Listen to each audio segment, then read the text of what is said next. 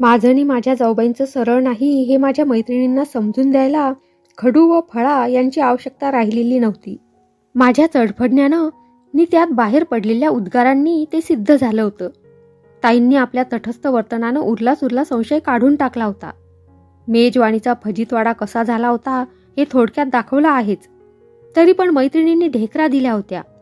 मी पैज जिंकली होती, माझं नाक वर होतं. हे पण दाखवायचं कुणाला नि सांगायचं कुणाला?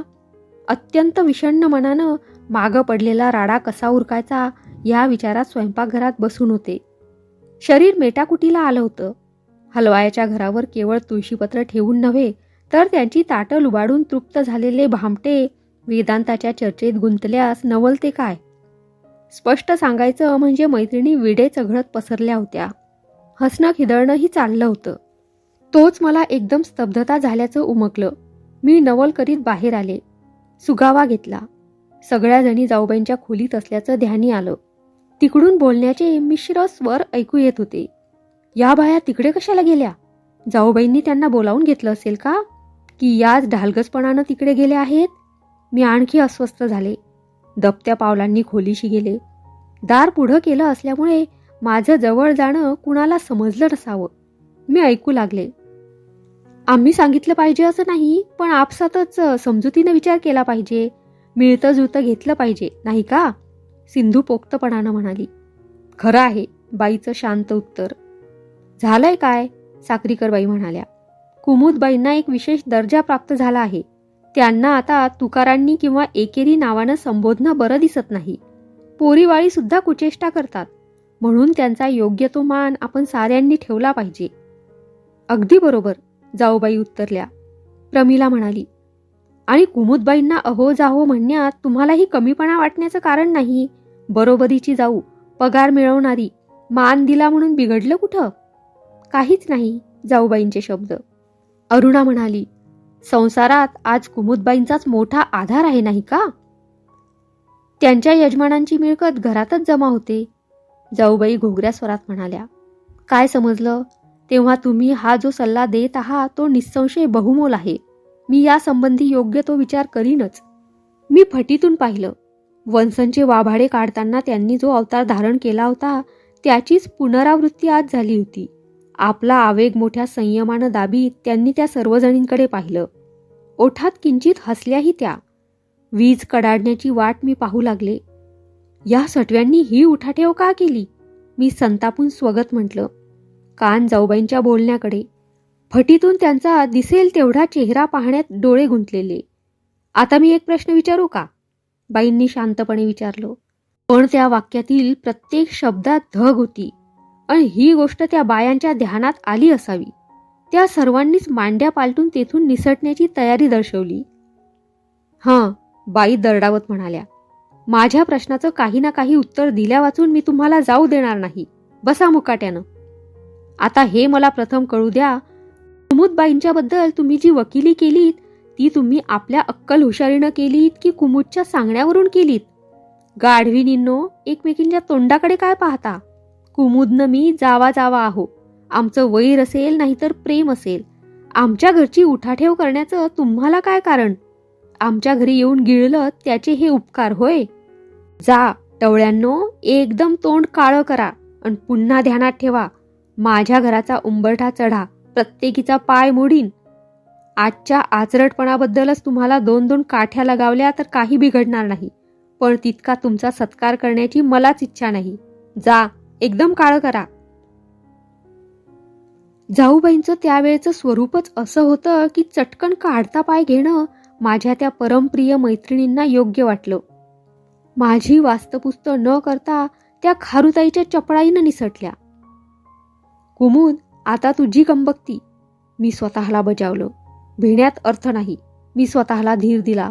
सामना द्यायचा निश्चय केला. मी हलक्या पावलांनी दाराजवळून सरकले. जाऊबाई खोलीतून बाहेर आल्या व झोपाळ्यावर जाऊन बसल्या. स्वयंपाकघराच्या दाराआडून मी पाहत राहिले. बाईंच्या मुद्रेवरील संतापानं आता गांभीर्याचं रूप धारण केलं होतं आणि ते मोठं भयप्रद होतं.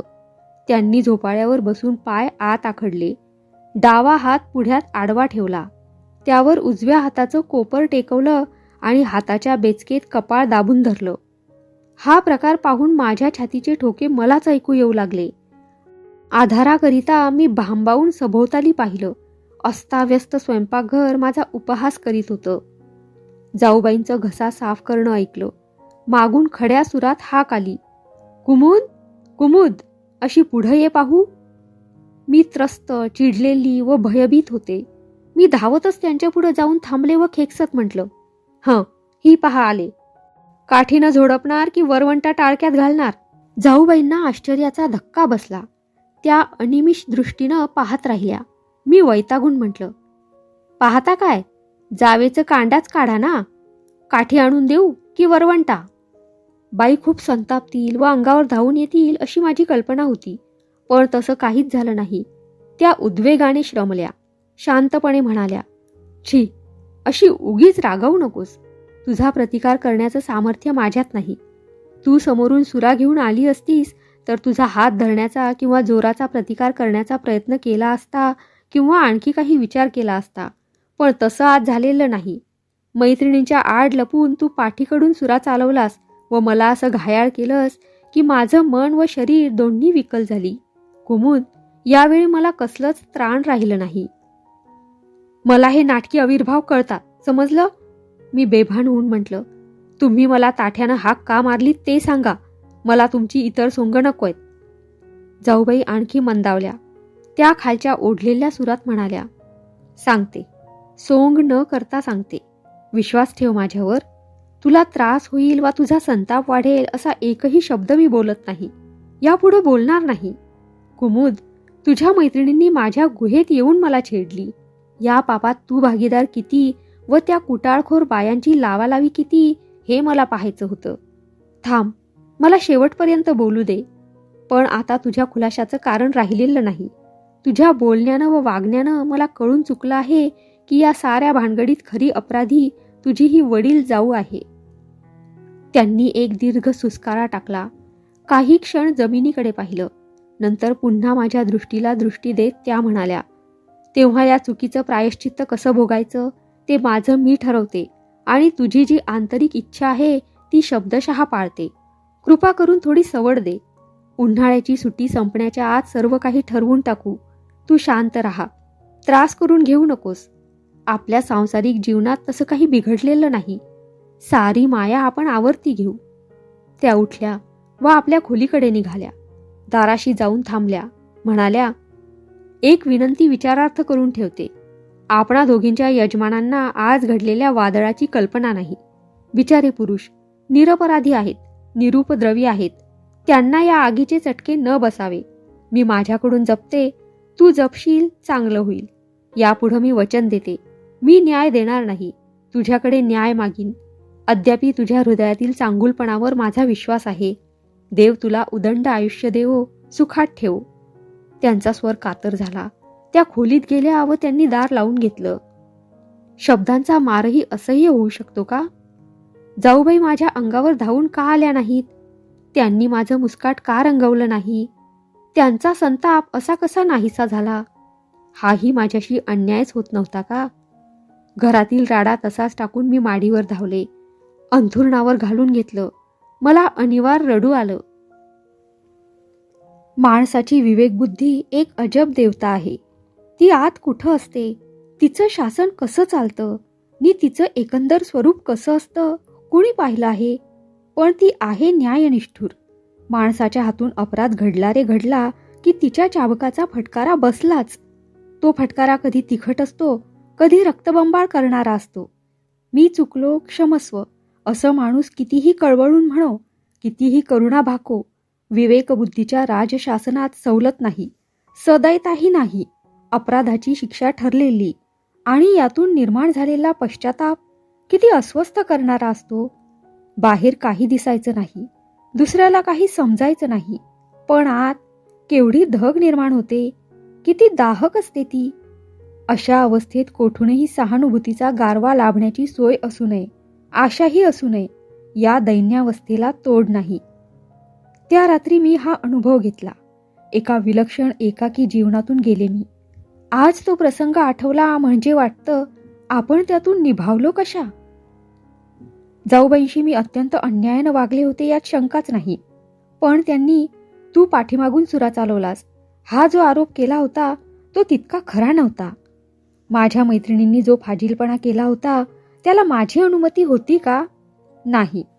त्यांनी माझा पक्ष घेऊन जाऊबाईंच्याकडे जावं नि त्यांना छेडावं असं मी दर्शवलं नव्हतं, सांगितलंही नव्हतं. पण त्या बायांनी हा आगलावेपणा का केला कोण जाणे.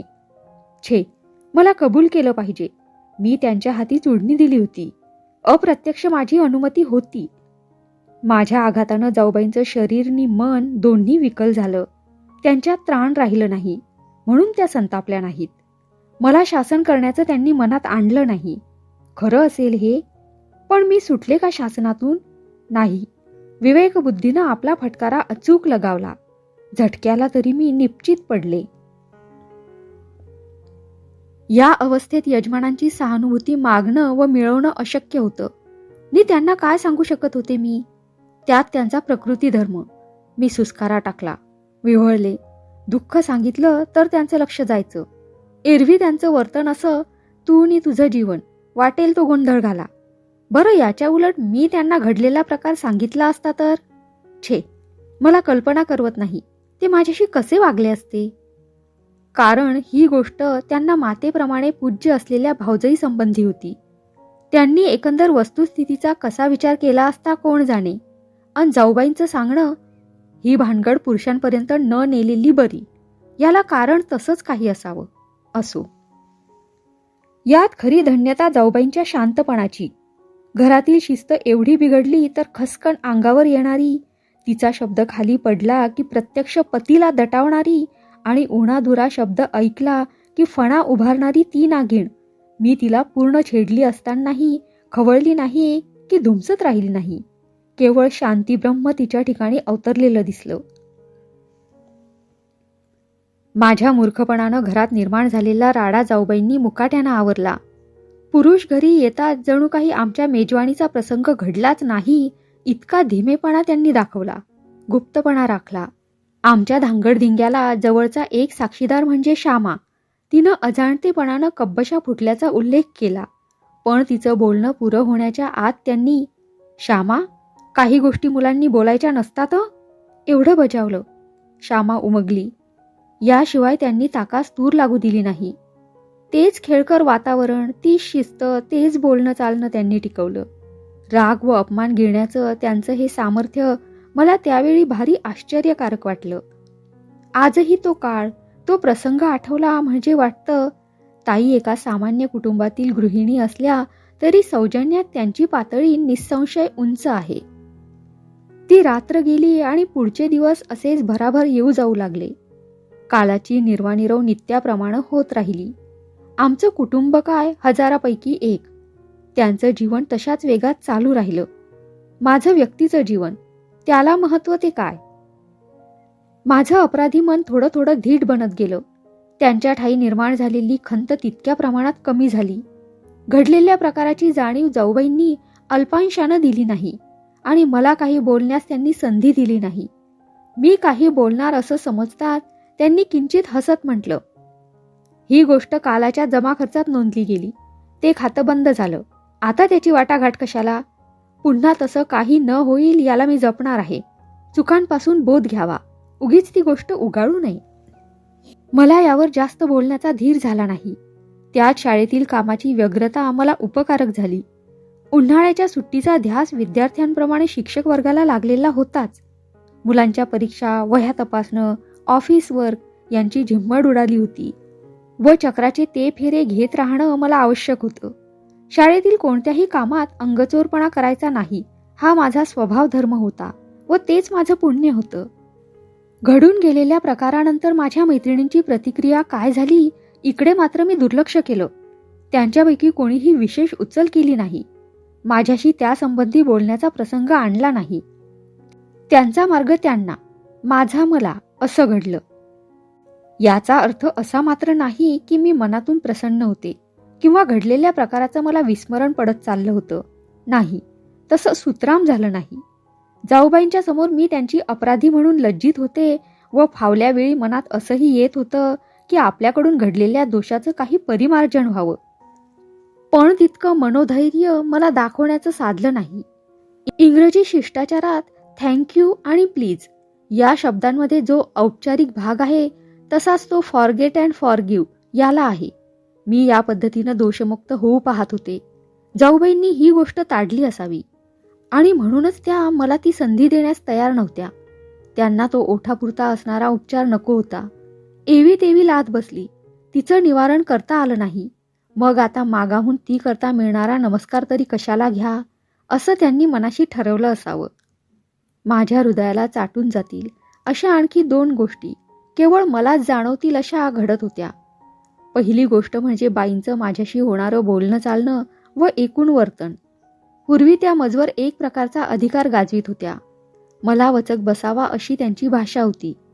एकेरी नावानं संबोधणं आणि दरडावून हुकूम करणं त्या सहज करीत. श्यामा तशी मी, पण आता हे सारं बदललं होतं. अद्याप त्या एकेरी नावानं संबोधित, पण पूर्वीच्या कुमुद या नावाला ताई हे उपपद जोडण्याविषयी त्या दक्षता घेत होत्या आणि बोलण्यात एक प्रकारची नम्रता दाखवित होत्या. पूर्वकाली कुमुद, स्वयंपाक तयार आहे, पानं घे पाहू, पुन्हा सांगणार नाही हं, असं दटावणं. आज कुमुदताई जेवायला येतेस, पानं घेऊ, असं विचारणं. बरं, यात उपालंब होता का? नाही. ज्यांच्याशी आपला परिचय नाही किंवा ज्याच्यावर आपला अधिकार चालत नाही त्याच्याशी आपण कसा औपचारिक भाव दाखवतो तो प्रकार जाऊबाईंनी माझ्या बाबतीत अवलंबिला होता. आमच्या घरात सुद्धा कोणाच्या ध्यानी हा फरक आला नाही, पण मला तो रुचला का? नाही. मला चुकल्याप्रमाणे वाटू लागलं. जाऊबाईंच्या कृपेपासून आपण दूर झालो, त्यांच्या मनातून आपण उतरलो, ही गोष्ट मला विचित्र वाटू लागली, बोचकही झाली. बाईंमधला दुसरा फरक की जो मलाच आकळता येईल असा होता, त्या मधून मधून मोठ्या विचारी, गंभीर, काहीशा सचिंत होत होत्या. ही वस्तुस्थिती कोणाला न उमगावी म्हणून त्या भारी जपत होत्या. आताही त्या यजमानांशी, दिराशी, मुलाबाळांशी हसून खेळून बोलत होत्या, माझ्याशी थट्टा विनोद करीत होत्या, पण त्यात त्यांचं अंतःकरण बहुशः नव्हतं. एखादी मौल्यवान व उपयुक्त वस्तू हरवली म्हणजे माणसाला जसं चुकल्याप्रमाणे होतं व ती वस्तू कुठं चटकन दिसेल का, अवचित कुठं सापडेल का, असं मानून तो सर्वत्र शोधक दृष्टीने पाहत असतो. तशी जाऊबाईंची मनस्थिती झाली होती. त्यांचं काही हरवलं होतं व ते परत सापडणं कठीण असं त्यांना वाटत होतं. त्यांची ही अवस्थाही मला जाचक झाली. पण याला उपाय? या प्रश्नानं मी मूढ बनले होते आणि अशा मुग्धावस्थेत माझ्या मनाला एक निराळी कलाटणी मिळाली. एक नवा विचार मला सुचला. माझं थोडं निर्ढावलेलं मन मला म्हणालं, तू स्वतःला जितकी दोषी समजतेस तितकी तू नसली पाहिजेस, नाहीतर तुझ्या जावेनं तुला असं सरळ सोडलं नसतं. याच्या उलट तुझ्या जावेच्या अरेरावी स्वभावाला प्रेमापेक्षा आढ्यतेचा आधार असणंही काही अशक्य नाही. त्याशिवाय ती एकदम नरम पडली कशी? अर्थात तिला हे स्पष्ट झालं असावं की जर कुमुदला दुखावली व त्याचा परिणाम म्हणून ती व तिचा नवरा वेगळं राहण्याची गोष्ट बोलू लागली तर आपला प्रपंच कसा चालणार, हे भय तुझ्या जावेला पडलं असावं. साशंक व कलुषित असलेल्या माझ्या मनानं जाऊबाईंच्या वागण्याचा हा जो नवा अर्थ लावून मला दाखवला तो मला पटला. स्वतःच्या दोषाचं स्वरूप सौम्य करण्याकरता मी स्वतःला आणखी म्हटलं, खरंच आहे, जाऊबाईंना असला काही विवेक केल्या वाचून गत्यंतर नाही. नवरा पंगू, 4 मोठी होत चाललेली मुलं, त्यांची शिक्षणं व्हायची, स्वतःचं आयुष्य जायचं, त्यात टुमटुमीत राहण्याची सवय जडलेली. मिळवत्या दीर जावेपासून वेगळे झालो तर जमायचं कसं, असं जाऊबाईंना संकट पडलं असलं पाहिजे. त्याशिवाय त्या अशा नरमायच्या नाहीत. त्यांनी वडील जावेचा दिमाग का दाखवता आला म्हणून.